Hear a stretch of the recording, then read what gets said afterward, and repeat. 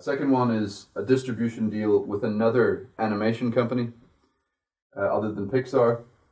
Number 3 is renegotiate the existing contract that they have with Pixar to try and reduce the cost. And then number 4 is to acquire the entire Pixar company. So we're sort of running through 1 to 4, what are the pros, what are the cons, and then come to a conclusion. So far we've looked at number 1, re-engineer Disney animation to compete with Pixar. Pros in that regard is you're not reliant on another animation company to do that for you. The other pro is that to the extent that you have your own animation company or division, that could also be a source of revenue for you if you're producing animation for other producers and distributors. Cons, it's going to be very expensive, probably, to set up a whole new division. The technology moves very quickly, so you're going to be getting up to speed while Pixar and its competitors are moving ahead with different technology. But to counter that, you could probably poach some of the top executives from each of the existing animation companies to set that up. Distribution deal with another animation company. Pro is that you may well be able to save some money. You may have good bargaining power because you're a major producer. But on the other hand, it seems as though at this time Pixar had technology that wasn't necessarily available to a lot of its competitors. So they're one of the best, or if not the best, in the field. Renegotiate with Pixar. There's no way of telling what way that's going to pan out. They might well be able to come up with a deal that suits them, but they might not. So they don't have certainty in that regard. So at the very least, they should be probably talking to competitors if it is their intention to renegotiate with Pixar, and then acquire the Pixar company. We haven't discussed at all yet. So some pros, cons of that. Another con that we discussed is that since Snow White came out in the 30s, for many decades, the technology for making these movies was the same. And now the technology changed a few times in the course of a decade. So what's the shelf life of this acquisition? How long are they going to be able to actually utilize and cash in and return their investment on what they did with the current situation in Pixar, which, in another few weeks, you can have a new technology which they don't have, and basically that the product that you bought is irrelevant right now. Another con I said was time, and basically you don't know how much time it's going to take you to negotiate with another seller. It might take weeks, months, or like we saw today, it could take 2 years. And in 2 years... 3 years. 3 years. And in 3 years, that could be another Toy Story, which is $1 billion movie. And the other thing is the executive clash potentially between the top management of these two companies, which is also mentioned. What I was thinking was, rather than a merger whereby they become one company, you potentially do just, an acquisition, a vertical acquisition. Pixar remains as is, other than it's a subsidiary of Disney. So they have separate boards, potentially as an option. So that's as far as we've gotten so far. To follow the model that they did when they had like a secret lab off-site where they were testing and tinkering with other things. So to keep the talent off-site so there wouldn't be a culture clash, and just integrate the entities and the bookkeeping and the stuff, the framework, and to keep the actual talent independent and the way they were until now, not try to change anything and not try to totally merge the two, which from what we see now, it's going to be impossible. And Disney, the culture is just going to drive everything down the tubes, because it's the exact opposite. Disney is a big corporate dinosaur, and Pixar is a company which is creative, moves quickly, and they're totally, two separate directions. So they can use that model of the off-site lab that they did for other technologies. I saw another great advantage for Pixar, though, is Pixar won more awards than any other company in its space. So to say that, it's kind of like when Rockefeller negotiated with Vanderbilt. Pixar could easily replace Disney. And who knows what the outcome of that could be. If they went to Warner Brothers, who knows what would happen. all those things are things to put into the equation. It's also because you know what the real outcome was of this deal.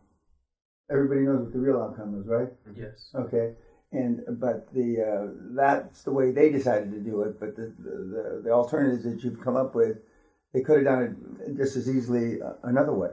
And but one of the driving force, as I recall the deal, almost 15 years ago now, is the fact that the driving personality at Disney. It wasn't Iger, was it? Yes. Was Iger, okay. And the driving force at Pixar, Jobs. And that Jobs wanted, in hindsight, he wanted the money. He wanted to be able to establish that he founded another great company after he got tossed out of Apple. So they allowed the Pixar to have its autonomy at the end of the day. And so a lot of when these big companies, they're always driven by somebody's ego. Okay, who's got the biggest ego? And it's not impossible, but it's extremely difficult to put two big egos under the same hat. And the best of my knowledge, Pixar was run as an independent entity, is an independent entity, and has stayed an independent entity, and has continued to win bajillion awards, come up with big box office hits. And so, but who's to say that it could have been done a different way? You know, you never know. And then if that merger hadn't happened, Jobs wouldn't have gone back. It's not likely Jobs would have been asked back to go back to Apple. How does that work, though? I'm trying to figure out. Jacob mentioned it. Like, what's the best way to purchase a public company with the QLA model? Well, the QLA. Well, I've only done one. It wasn't really hostile. It was planned on being hostile, and it turned out to be friendly. We took a public company, took it private. Okay, so we bought all the existing shareholders out, but it was a motivated seller. Okay, the company had gone virtually no place for 8 or 10 years of being a public company. By no place, I mean the stock didn't go up. Okay, and I mean the EBITDA didn't improve, and so we approached the public company to go private, and we bolted on businesses that they should have got into in the years that they were public. Because the great thing about a public company, you use their paper, the public shares to buy other companies. When you say the seller, though, does that mean that there was one, say, majority seller, majority owner of the public company? They had 30 or 40 institutions that were their sharebholders, but there was. But that was the free float, and then the majority owner was the motivated guy. No. The majority owner was I believe it was 3i and a couple other Prudential and one other that owned about 35-40% of the company, and the board were convinced, partially by me, to it wasn't going any place, and they would be better off being part. And they could get, I think we paid them about a 30 or 35% premium over the share price. So we could give them the return that it would take them, if they were growing, 5 or 10 years to gain in a matter of a few weeks. So if I understand correctly, the consideration over here of taking a company which the price to earnings ratio was lower, there was a delta between the both. Correct. I compensate for that by the premium. Correct. That I'm paying for the company. So basically, instead of just looking at the balance sheet of EBITDA multiples and everything like that, I take the premium that I'm paying. I compensate for that delta on the price to earnings ratio, if there is such a difference between both companies. And there normally is. That solves the solution. Yeah. Okay. It can solve so, but with the two, if the other side ego, don't confuse me with the facts. They'll say, "Fuck, I don't care what the numbers say," But we were giving them, in this particular case, the example that I was giving, we were giving them the opportunity to gain what it might take 3, 4, 5, 6, 7 years to gain, all in one transaction. and the chairman, the Scottish chairman, who was from Glasgow, he was tired. You know, he had been brought in to fix it, and it wasn't fixable. And so we gave him an out. We gave him a premium, and the Alchemy, which was the lead private equity firm in London, put together the money, and you know, we bought private, and we bolted on a bunch of stuff, and that became Four Seasons, which at that time was the largest healthcare assisted living deal in Europe, about 2000, about 18 years ago. And so for a short period of time, all of a sudden I became a healthcare guy because I was instrumental in that healthcare deal. And what things did you bolt on to? What kind of healthcare was it? It was assisted living. It was, you know, we what call did you bolt bedpans. on? Yeah. Oh, we bolted on substance abuse and some other things. Okay. Some You know things. that portfolio is still in workout. Oh yeah, yeah, It's been restructured like 4 times. yeah, at least 4 times. Yeah. Yeah, and but the first time it sold for about 775 million pounds. When we did the deal, it was about 135, 140 million pounds, and then it sold for 700 and some million pounds. Then it went into workout, and then it repackaged it, and they, in fact, I think it was another bank. Extend and pretend. Yeah, correct. Yeah. And so it's also interesting to see how this would work out in this era of investor activism. How if you would have a company like Elliott Management either embedded in Disney or in Pixar, how would the whole thing unfold? well, Elliot is not just Elliot. If you threw Paul Singer in here, how would? Oh yeah. Well, he would first of all he'd get a shareholding. He'd ask for an extraordinary general meeting. He'd want at least 1 to 3 seats on the board. The board's probably got 15. And to be a shit disturber. He doesn't call himself a shit disturber, but that's what he is. He's a shit disturber. And to start to at the meetings, and they normally have monthly meetings. At the meetings, to make sure that all the board members realize that they have a corporate responsibility to look out for the shareholders, and nothing's happening. Okay, and so he takes him. You know, he goes after one board member at a time. You know, until he's got 5 or 6 or 7 of them voting his way.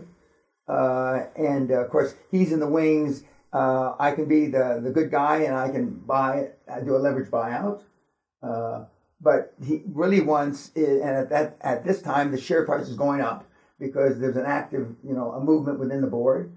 There's a little bit of shuffling on the board, and either he's offering to buy him out, or he has other leverage buyout guys that are in the wings, and so it's kind of like a cult of activists. Icon is one of the guys. He's kind of Carl. Of course, Elliot is more recent, but there's 5 or 6 of these guys, and it's really good for the shareholders. It's not good for management. Management thinks it's a hemorrhoid. It's a pain in their butt for these guys to come in because, again, big egos. I mean, they always think they're doing more than they really are. Management.